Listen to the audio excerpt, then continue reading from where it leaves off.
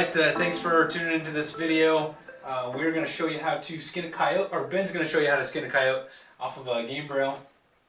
Sam on the channel commented on a couple of the other trapping videos for a video of us skinning, so we are going to show you how to do it. Yep. Alright, so what we got here is we got a male coyote. I guess male or female doesn't make a difference, it's all the same for the most part. But what I went already did is I sprayed down some flea killer. It's not that cold out right now, so I still have concern about getting those fleas, and obviously you see me itching already because I probably got bit, but as I was brushing it out I could tell that it definitely had fleas in it, so that's why I sprayed it. And kind of worked some of the solution in the fur at the same time, kind of taking out the burrs and everything else. This was a snared coyote, so down around the neck you're going to kind of notice how it's a little ruffled up a little bit. You do have some hair loss when you do that. And yeah, so I'm going to finish brushing them out and then we'll go ahead and start cutting.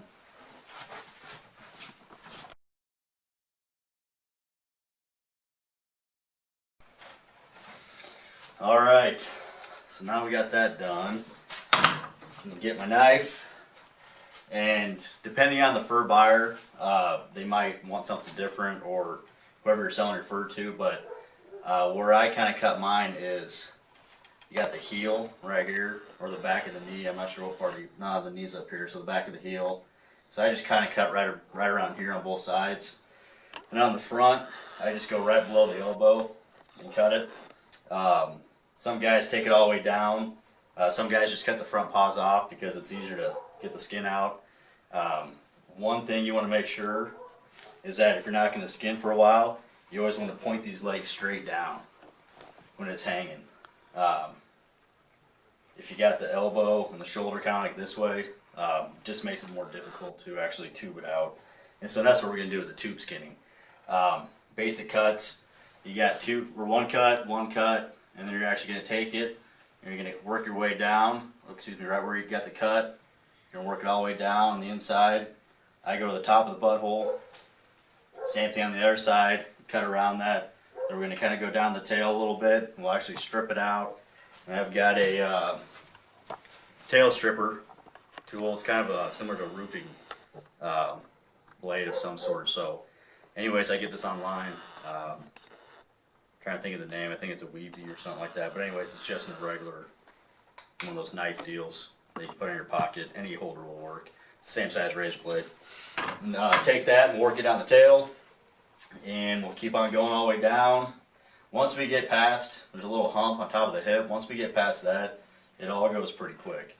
Probably the most difficult part, for at least for me, is when we get down here to the arms and the armpits. And so one thing I've been talked about, or told about, excuse me, is I use a screwdriver. You can actually put a lot of force on it. Their skin is thin, but their skin is tough, if that makes sense.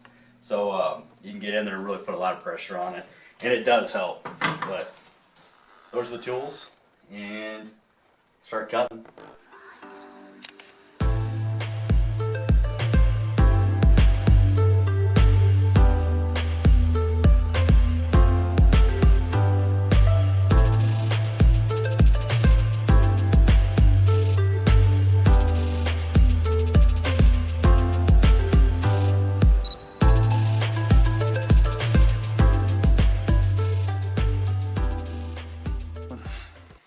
Alright, so we're going to do the money cut. We're going to show a little better detail of that.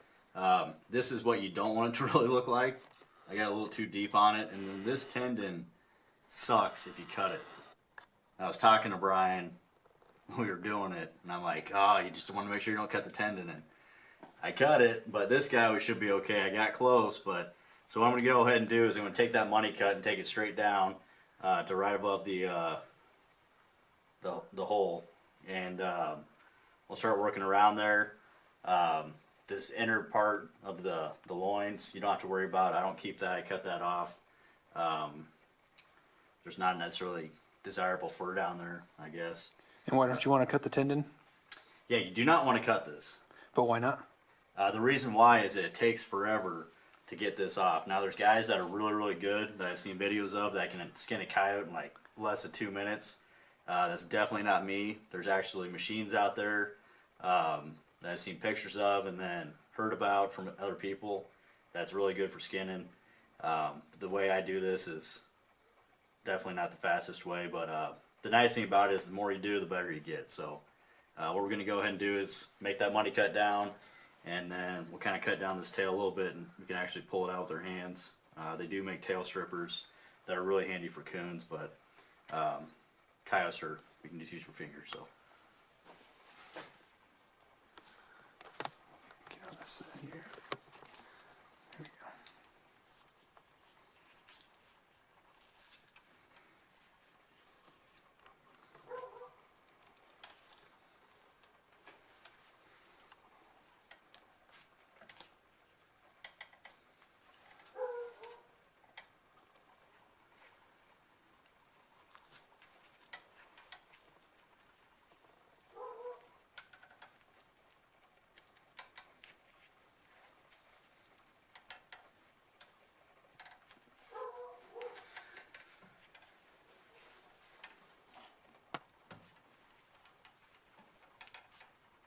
And what I'm trying to do here is just kind of separate some of that connective tissue, so that way I can start pulling down on it. You can actually put quite a bit of pressure and force on coyote.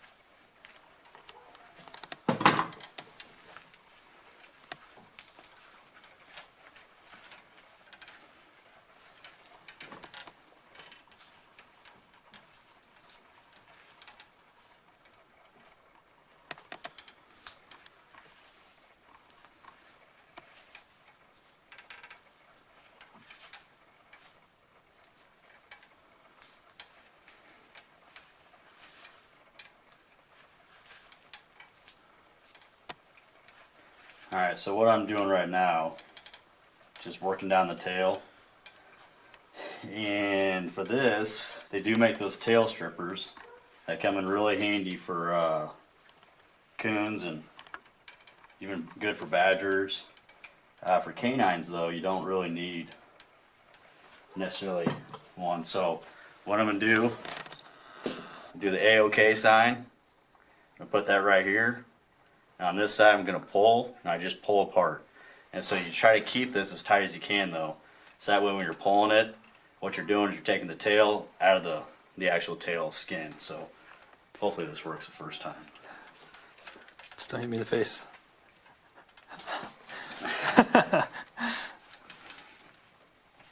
Nope. So that means what I'm going to do is get made fun of by the old timers watching this.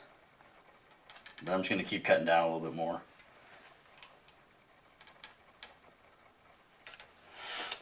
And so I use that tail stripper at first. And what that does is it does a really good job of cutting through the tail and or the fur. And it's a lot easier because it's smaller. You're not using a big blade or even a Havilon or something. So there she goes. Nice. So now you got the tail. And now you got the tail. And so what I've learned, because I didn't ask enough questions or research it enough or whatever, but the first coyote that I snared out here, I got tanned. It was a big 71-inch male. Biggest coyote I've ever had or seen or anything. So, but what I forgot to do is finish cutting out the tail. And so when I got back from the tannery, I've got about 10 inches of just rawhide. So that was a sad day. Don't do what I did. So I'm just gonna take that hook, finish putting it in there. I don't like to go too fast because you got a sharp blade and I don't want to ruin it. I'm trying to get every dollar I can out of my fur. The tail's not necessarily, more for nostalgic, I guess, for people hanging on the wall or something like that. But utilize the animal to its best, I guess.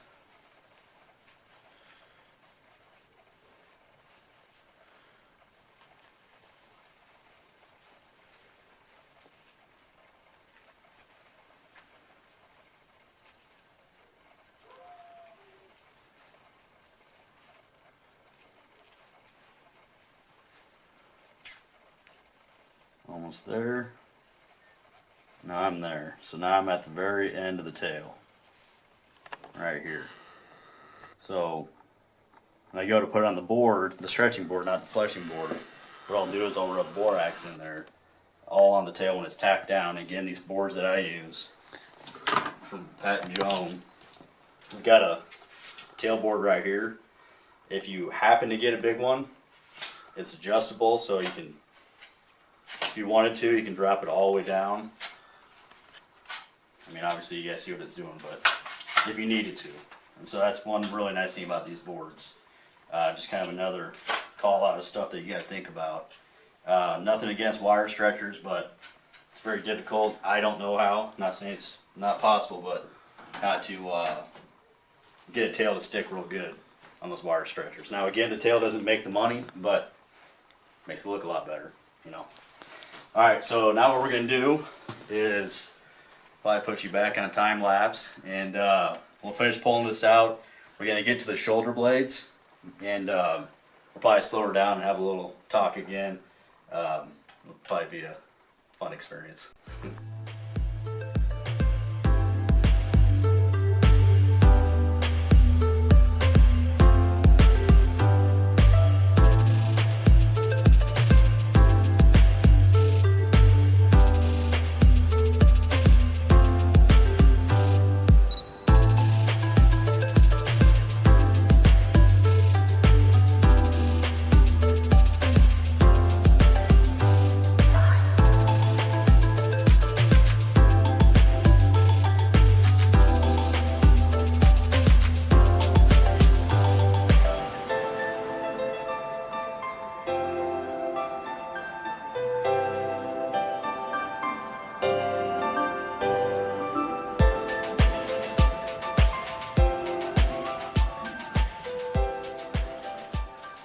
Alright, so now what we're going to do is we're going to finish skinning out the arms. As you can tell in the time lapse, it does take a little bit of time to get working in there. This was a fence line snared coyote, so it does have a little bit of pelt damage up top here from the barbed wire. But anyways, I finally got through, and so what you're trying to do is you're just trying to get a hole put in there. So you can take a screwdriver now, and we're just going to put a lot of torque on it.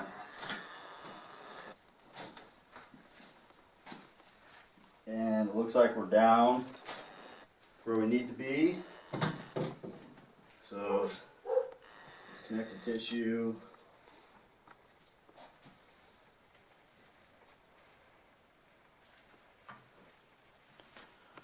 So now we're just going to pull the arm through.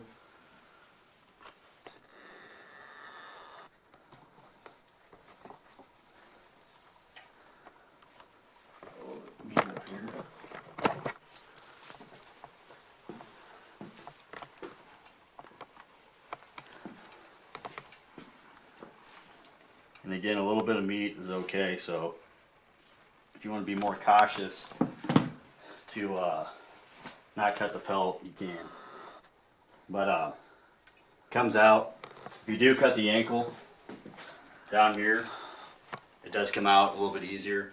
But this fur, I guess right here that I'm losing, I've never had anybody tell me that they wanted that fur. So if you were going to do paws on, we obviously want to do it this way. maybe on another video we can show how to do the to leave the paws on. Front paws, you can leave back legs on too, but front paws are usually the bigger ones. And yeah. So what I do now is, since I'm working so low and it's on a fixed gambrel system, I just pull up the seat so that way I'm not on my knees all the time, and just finish her out now. We'll slow it down again when we get down towards the head. You got the ears, the eyes, and the lips, and the nose too. You got to cut around. So yeah, we'll come back and talk about that. All right, so now we've gone through both the shoulders. We're working our way down the neck. You try not to cut these outside arteries right here, because it's just going to get really bloody. No matter what, I always rinse out and wash my coyote hides. So if it does get bloody, I'm not too worried about it, but I prefer not make more of a mess. So we're just taking the knife and we're just working around, and then you can see, I don't know how well it shows up in the camera, but you got the top of the head, you got the top muscles on both sides. So as we pull down, you're going to kind of see right here. You can kind of hear it too. That's cartilage, so we're at the ears. And so I'm just going to keep on cutting down. There probably is a way, and it could be quicker or not, I'm not sure, to cut the cartilage out on the carcass like this. However, I do not know that method, so I just do that on the skinning board. So when I'm brushing it out before I put on, or excuse me, the fleshing board, before I turn her inside out and start fleshing it, I always cut out the cartilage of the ear. It just dries a lot better. Okay, so I feel comfortable and I'm far enough down. From the base back here to right here, I don't know, 2 inches, Brian? Yeah. 1.5 inches maybe? Yep. Somewhere. So I feel pretty comfortable where I'm at, so I'm just going to take the knife and cut straight down here. Straight down here. I don't know if you can see on the finished pellets on the wall, but they're going to dry how they dry, and they usually crinkle up. So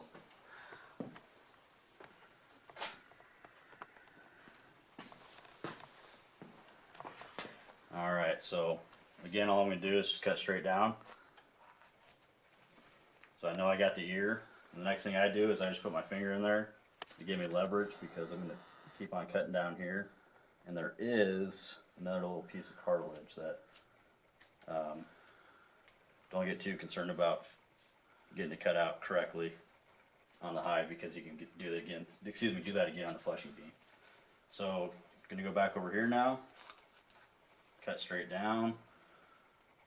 Finish cutting through. Be careful that we don't cut through the hide.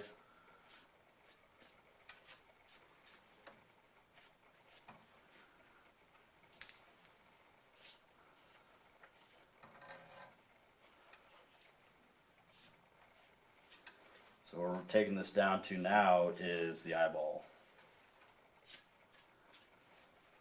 Just keep on following this down. And as you're putting your fingers through the ear, you can feel where the eye's at. Like these gloves I'm wearing, these are the early season trap gloves I use. So after I'm done with the early season, I just use them for something else. I always replace my gloves all the time for scent. Try to keep it clean as possible. But get down here. You're going to know you're at the eye. It's just going to feel different. And then the jaw actually shows up pretty close back here too. That I don't know if you can see that, but we're just right here. Yeah. You can just see how it's different. So that's the gum. But we're right on top of the eye. So I just take the bottom edge of the blade where it's the sharpest. I just keep on working down it. Again, careful not to puncture through the skin. And then you're going to open it up. So that way you're taking the whole eyelid. I don't know if you guys can see that better. Yep. But I've got the eyelid right here. So on the fur market, I don't think it makes it that big of a difference, but for taxidermy, it's a real big deal. So if somebody did happen to somehow, some way want to do some sort of taxidermy with this, they could, but there's much better pelts for it. But anyways, by doing this, it's just easier. It's marketable to more people. Just gonna do the same thing on the other side now.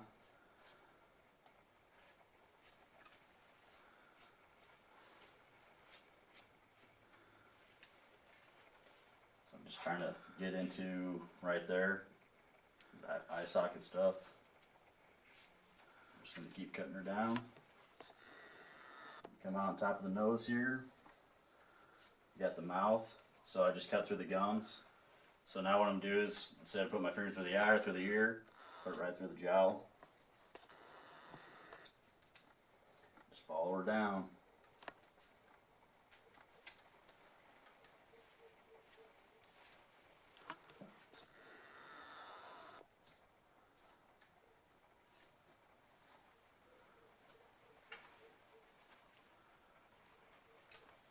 And one nice thing, when you're down at the face, using the gambrel with a swivel is really, really nice because the legs don't get all twisted up. Now when you're starting to work on the top part of it, or different parts of fleshing, you do have to kind of hug it a little bit so it doesn't spin on you. But when it's down here on this, I can just keep spinning and I don't have to worry about getting tangled up there. So just food for thought when you're using your gambrel.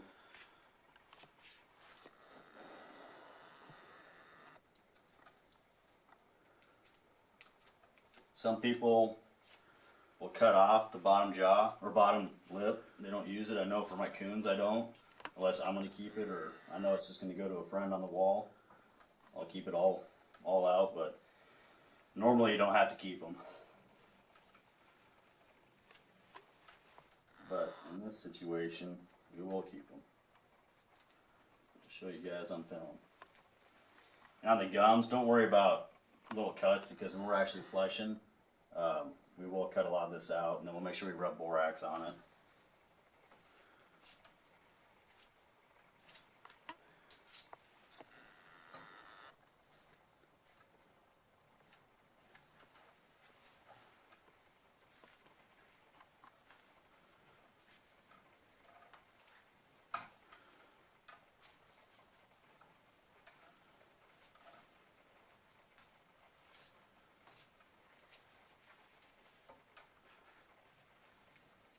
Now we're working it down in the nose. You want to take out as much of the nose as you can.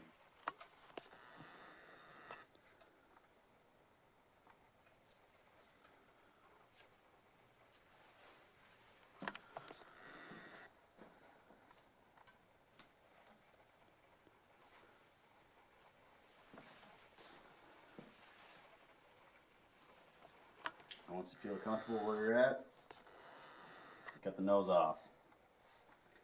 Pretty simple. It's just removing more of that cartilage. Again, that cartilage does not like to dry that fast. And we're just trying to expedite it so that way there's no chance of rot.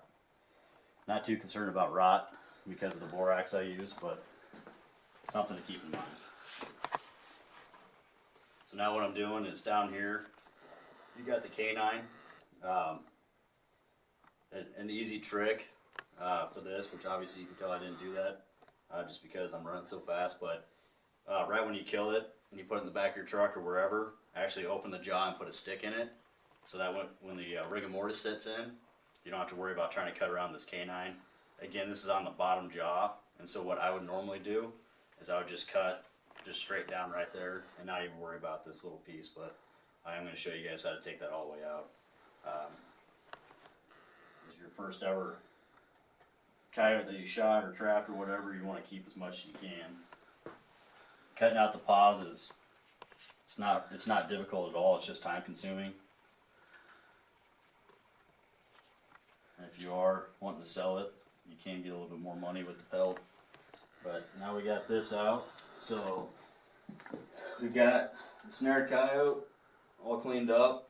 One thing I have not cut out yet is the bone down here that he uses, so we'll throw it on the skinning board real quick and I'll take that out. If you do it correctly, you can actually leave it on here, but I was trying to get down there. I've got, obviously you can see some fur to go through, so Just I'll a work good on thing. that Yep. real quick. Yeah,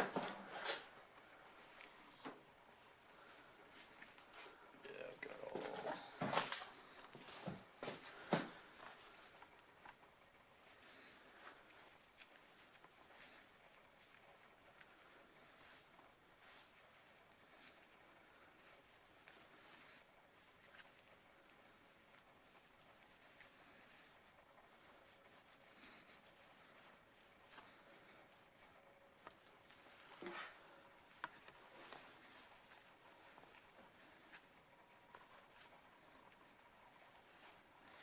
So this, yeah, I'm just gonna leave this for when I flesh it out. I'll be able to get that. I could cut it out, but the amount of time it's gonna take me and the chance of me poking a hole through the pelt is pretty great. So I will do that when I skin it out. But now you got this, and so what I will do next with it is I'll turn it back inside out, or first side out, and we'll go through the cleaning process to get it all cleaned out before I get on the board. So I'll just pull it all out, grab the arms, the front arms, pull them out.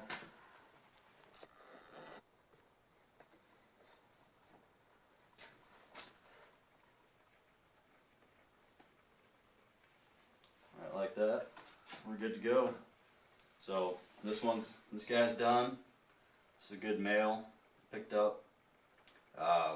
The weather conditions were crap when I was trapping, so there's a bunch of different things you can do to kind of increase your odds. But anyways, I decided to set one snare just because I figured I probably should. I haven't set a snare for a while, and sure glad I did, because the traps did not perform like they should have in the inch plus brain we got and 70-mile-an-hour winds and everything else. So the nice thing about a snare is if you keep it working, you can still pick up dogs even though your traps are frozen. Alright, that's the end of the how to skin a coyote video. Hopefully you enjoyed it. Hopefully you learned something new. I'll probably break out the video into a couple different segments if you want to go back and see, you know, how do you work with the face, how do you work with the tail, in case you don't want to watch the whole video. I know it's kind of long, but there's a lot of good information there. I want to thank Ben for his time and his expertise that he shared. Ben is a very good hunter. He doesn't just do coyotes, and he doesn't just do trapping. He does birds, he does deer, antelope, everything. Very awesome hunter, so grateful for his friendship and that he took the time to share. So hope you liked the video. If this is the first time on the channel, check out the other videos we have. We have hunt videos, we have product reviews, just different adventure videos, how-to videos. Again, just really trying to share the passion for the outdoors and get other people out there enjoying it. So thanks for watching.